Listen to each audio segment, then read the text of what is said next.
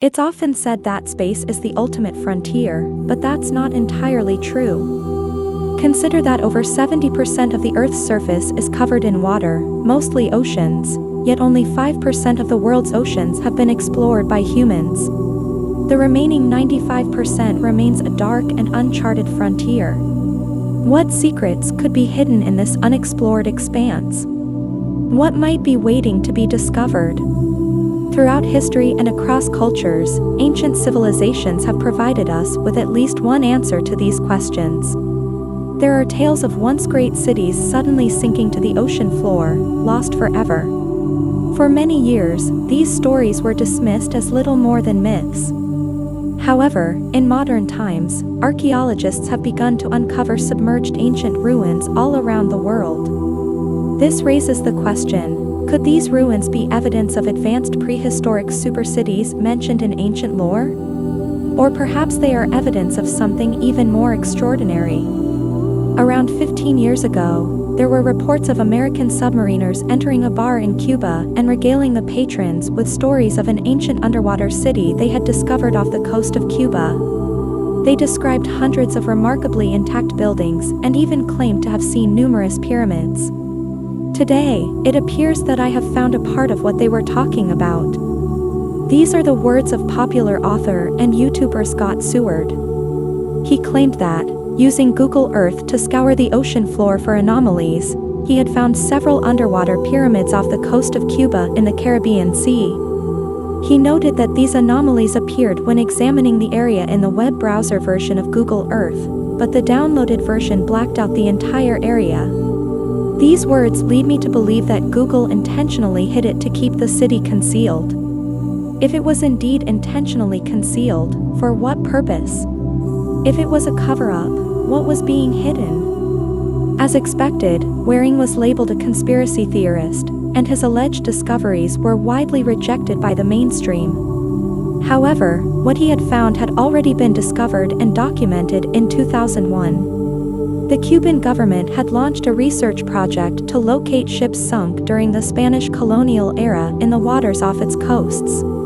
It is estimated that billions of dollars worth of gold bars transported by these ships still rest at the ocean floor, forming what has been called the world's richest shipwreck graveyard.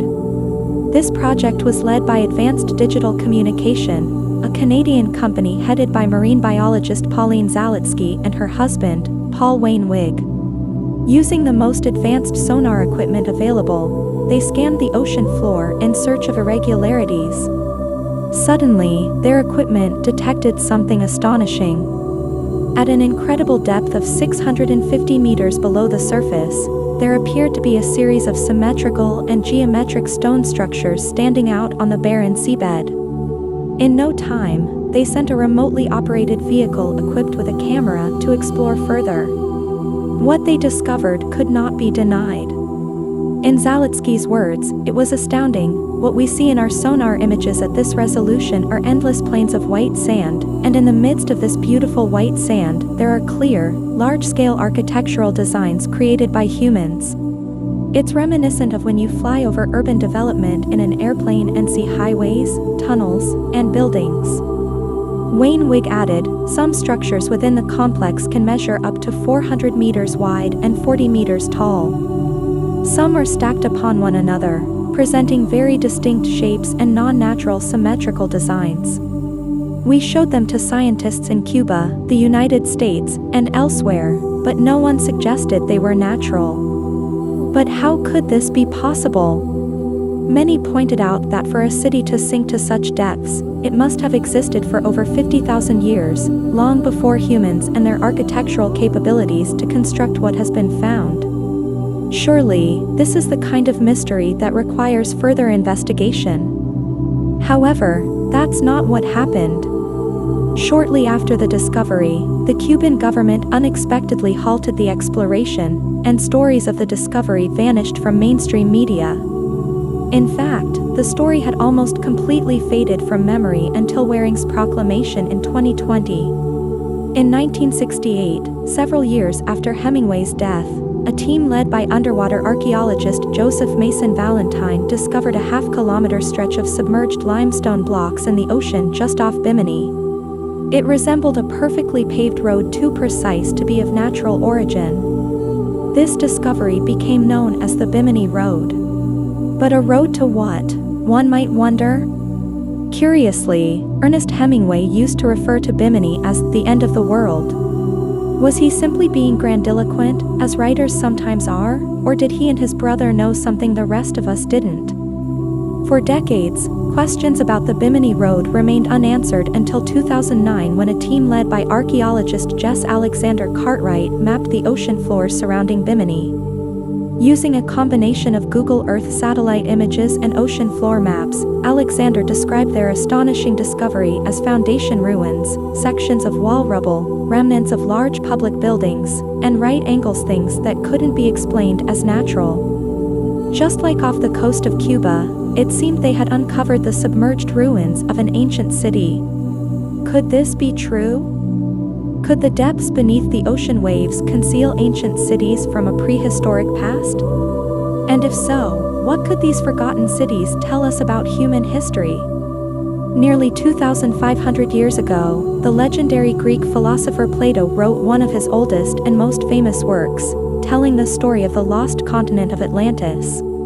According to Plato, Atlantis was an advanced island civilization that existed centuries before the ancient Greeks. Its landmass was larger than Libya and Asia Minor combined, located just beyond the Pillars of Hercules, which is beyond the Strait of Gibraltar, somewhere in the Atlantic Ocean. The fate of this mighty civilization is described by Plato in a dramatic conclusion to the story. In a single day and night of misfortune, the island of Atlantis sank beneath the sea, and all your warlike men in a body sank into the earth. Despite its eloquence, the story may have been regarded as little more than another of Plato's rhetorical tools rather than a historical possibility if not for the work of American Congressman Ignatius Donnelly. In 1882, Donnelly published Atlantis, the Antediluvian World, in which he hypothesized that Atlantis was not only real but had influenced Greek, African, Indian, Scandinavian, and Native American myths. Donnelly is credited with kickstarting modern Atlantis research in the 1930s.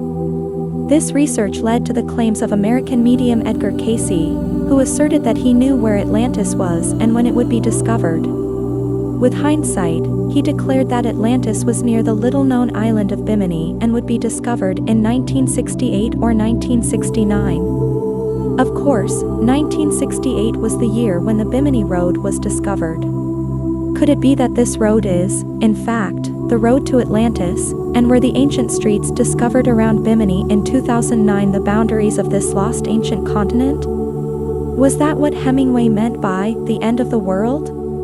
Perhaps, but maybe not. It seems that every time something unusual is found at the ocean's depths, claims of Atlantis arise. The more humans explore the uncharted regions of the Earth, the more these incredible discoveries become common. In 2013, an unassuming Portuguese fisherman named Diocleciano Silva was looking for fish between the islands of São Miguel and Terceira, about 1,448 kilometers west of the Portuguese capital, Lisbon, in the middle of the Atlantic Ocean. As his sonar system swept the waters, it picked up something that shocked the humble fisherman. There, beneath his boat, appeared to be a perfect pyramid about 60 meters high resting on the ocean floor. He told Portuguese media, "It's incredible because it forms a perfect pyramid, and furthermore, the orientation and alignment of the pyramid's peaks are north and south, just like the pyramids of Giza in Egypt." Incredibly, faced with such a potentially significant discovery, the Portuguese Navy dismissed Silva's claims and put an end to any further investigation. However, they did not quash the imagination of those who had heard the story, especially when the admiral in charge of the area gave a rare interview in which he proclaimed that even the Navy didn't have enough information about the structure to definitively say what it was. Indeed, many headlines chimed in, suggesting that this must be part of the lost city of Atlantis. Then, in 2016, an even stranger underwater discovery captured attention. About 72 kilometers off the coast of Mexico in the Gulf of California, it appears that Google Earth revealed a monumental expanse of linear lines and massive outlines reminiscent of the mysterious Nazca lines in Peru. Some claimed that the lines pointed to a massive underwater pyramid several kilometers in diameter. One of them was Scott Waring, who speculated a 12.8 kilometers pyramid, the largest the world has ever known, right off the coast of Mexico. Others argued that the structure couldn't be a natural formation, while Waring himself proclaimed there was a 100% chance it was an intelligently made structure. Once again, headlines proclaimed that we must have surely found Atlantis. In late 2016, NASA's Operation Icebridge used remote sensing photography to create a three-dimensional view of what lay beneath the 1-kilometer thick ice covering the Arctic and Antarctic continents. Surprisingly, the 3D renderings of Antarctica seem to show the remains of unknown land settlements and mysterious structures, some as large as the Eiffel Tower, trapped under the ice. Could this be the lost city of Atlantis, not sunk to the ocean floor but encased in ice? Clearly, the mysterious ruins hidden in the ice of Antarctica or submerged in the waters around Cuba, Bimini, Mexico, and Portugal can't all be Atlantis. But that's just the point. If it's not Atlantis, then what is it? Well, to start with, Atlantis isn't the only ancient account of a submerged city lost in the dark depths of the ocean. Augustus Luplongeon had dedicated his life to investigating the ancient Maya culture in the Yucatan Peninsula of present-day Mexico. In the early 1880s, the archaeologist reached the zenith of his work. He had stumbled upon a series of ancient inscriptions that he claimed to translate. According to Luplongeon, they described an ancient lost continent called Mu, which had existed somewhere in the Pacific Ocean in prehistoric times before being submerged. Had he discovered the records of another Atlantis? Many questioned Luplongeon's translations and therefore the authenticity of this information, dismissing them as works of fiction. And there, the story might have died if it weren't for a man named James Churchward. In the 1930s, Churchward presented the story of his time as a British soldier in India, where he claimed to have befriended an Indian priest from Orissa. The priest introduced him to a set of ancient clay tablets inscribed in a long-lost language that only a few people in the world could understand. As a result, Churchward embarked on convincing the priest to teach him the language so that he could read the sacred tablets himself. After some time, he was able to decipher them, and to his astonishment, they told a remarkable story. According to Churchward, they spoke of an ancient lost continent in the Pacific Ocean that existed approximately 50,000 years ago. It was called Mu, stretching about 4,830 kilometers from north to south and 846 kilometers from east to west. This vast continent was said to have been home to 64 million people before suddenly sinking to the ocean floor and disappearing. Like Luplongeon, Churchward's claims were met with skepticism. Could there really be a lost civilization at the bottom of the Pacific Ocean, or was it all just a wild fantasy? However, in 1986, a Japanese diver named Kihachiro Aratake was enjoying his favorite hobby of exploring the ocean depths off the coast of Japan. On that day, he dove around Yonaguni Island, about 96.5 kilometers east of Taiwan, when he stumbled upon something he couldn't believe. Beneath him lay what appeared to be the ruins of a submerged city. There were castles, roads, monuments, even a pyramid and a stadium. Immediately, a group of scientists led by Masaki Kimura rushed to the area to investigate. In the years that followed, Kimura identified numerous structures at the Yonaguni site and, astonishingly, additional structures about 483 kilometers further out in the ocean around Okinawa Island. On both sites, he and his team noted walls built at right angles, hexagonal columns, and even an underwater road, all displaying incredible symmetry. Some expressed skepticism that what Kimura was discovering might not be ruins but simply natural formations. However, his team began uncovering sculptures of animals and people, even a face that bore a striking resemblance to the Moai heads of Easter Island. I think it's very hard to explain their origin as purely natural due to the ample evidence of human influence on the structures, Kimura said. Explaining what they had found would truly be the periphery of a lost continent called Mu. More importantly, if the ancient stories of Mu and Atlantis were true, How would that change our understanding of human history? In 1993, an investigation launched by the Indian government's Department of Archaeology discovered what appeared to be the remnants of a submerged city in the Gulf of Cambay off the coast of Gujarat. Exploration in the early days was challenging, but by the late 1970s, the Indian Marine Archaeology Unit had begun underwater excavations, retrieving pieces of pottery, jewelry, and other artifacts dating back over 3,500 years. As time passed and technology advanced, underwater exploration became more robust. In 2022, the National Institute of Ocean Technology in India discovered a series of structures further within the bay, approximately 40 meters below the surface. Archaeologists descended and uncovered sections of walls, buildings, sculptures, and even human bones and teeth from an extensive city spanning several kilometers.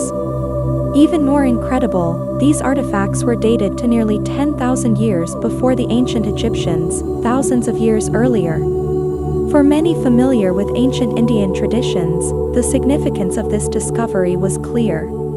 It meant that the ancient stories of Lord Krishna were true. According to the Mahabharata, a foundational epic in Indian tradition, as well as many other ancient texts, Krishna fled the Indian subcontinent to escape an endless cycle of war between his people and their neighbors. With the help of the god Vishnu, Krishna founded the azure city of Dwarka, where an advanced civilization lived amidst 700,000 palaces made of gold, silver, and precious stones.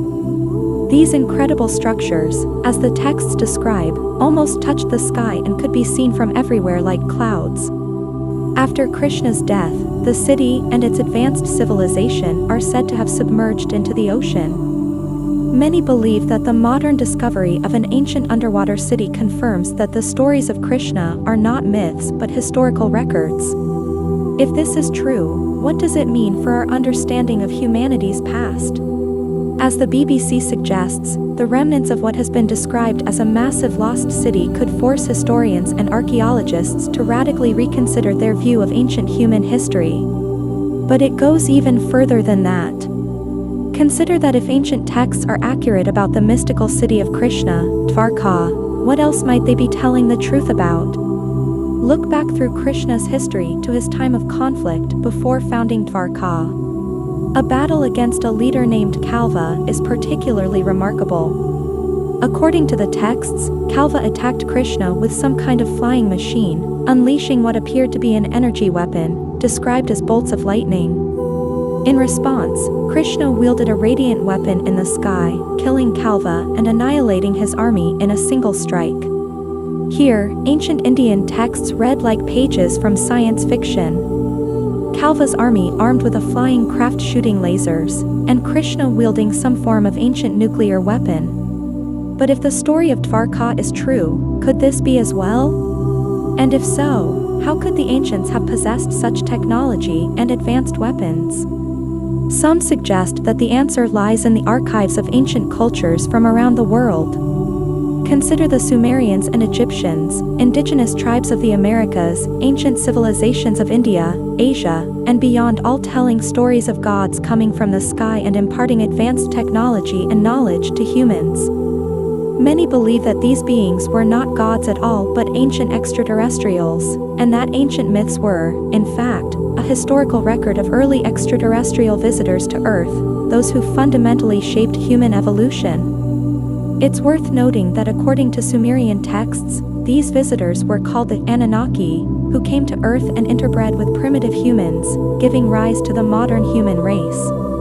Interestingly, while Plato described the inhabitants of the lost continent of Atlantis as half god and half human, and James Churchward claimed that sacred Indian tablets named the continent of Mu as the place where humans first appeared, could it be possible that the stories of Atlantis, Mu, and Krishna are not myths but historical records? Could these records speak of an ancient collaboration between humans and extraterrestrial visitors? This begs the question of why underwater discoveries are often suppressed by official sources. Perhaps what awaits us at the depths of the dark and unexplored oceans is not only the ruins of a lost human history but an entirely different human history altogether.